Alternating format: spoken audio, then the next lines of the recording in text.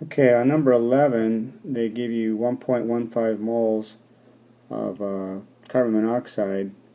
They give you a temperature and pressure, and then they say the temperature is going to be lowered at constant volume. What would be the new pressure? Well, it's kind of a little bit of a trick question. You don't really need to know how much you had. You just use the ideal gas law.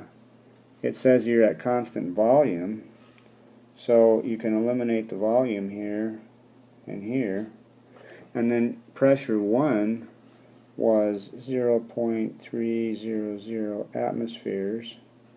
Alright, temperature 1 is 27 degrees Celsius. Alright, and then pressure 2, that's what you're looking for, and then it says that the new temperature is 17 degrees Celsius. Okay, so you just convert the Celsius temperatures to Kelvin and solve for P2. Okay, on number 12, an ideal gas sample weighing 1.28 grams at a certain temperature and pressure has a volume of 0.250 liters. Determine the molar mass. Okay, so the only thing we've done to determine molar mass is the ideal gas equation, where we substitute mass divided by molar mass for moles. And in this problem, the question was to determine the molar mass.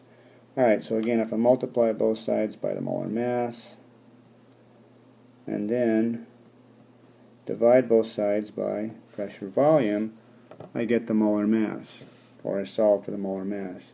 Alright, so you're given the mass, 1.28 grams. Okay, R, I'm going to squeeze that in here just by putting R, because you guys know what that is. And then temperature, 127 degrees Celsius. Okay, pressure was 1 atmosphere, and it said the volume is 0.250 liters. Put decimal there. Okay, so don't forget you got to change the Celsius to kelvins. Obviously put in the value for R, 0.08321, and solve that, and that will give you the molar mass. Okay, on 13, they're increasing the temperature of an ideal gas from 50 degrees Celsius to 75 at constant volume. Which of the following will increase for the gas? Well, first, if you look at the volumes here as an example, if they're the same, then notice that volume 1 equals volume 2, like in the pictures.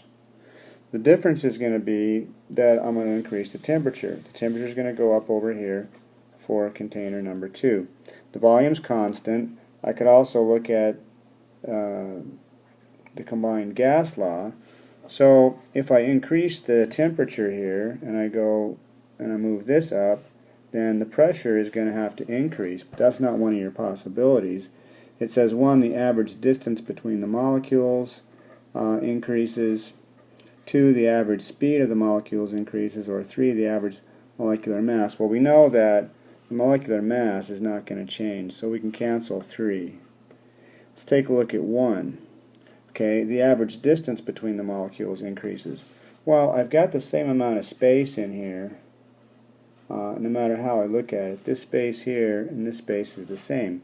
So the actual distance between the molecules is going to be the same. Now they're going to be moving faster, and so 1 is out. They're going to be moving faster, so that's going to cause the pressure to increase, but it's not because they're going to separate or change distances. The average distance will be the same because the volume is the same.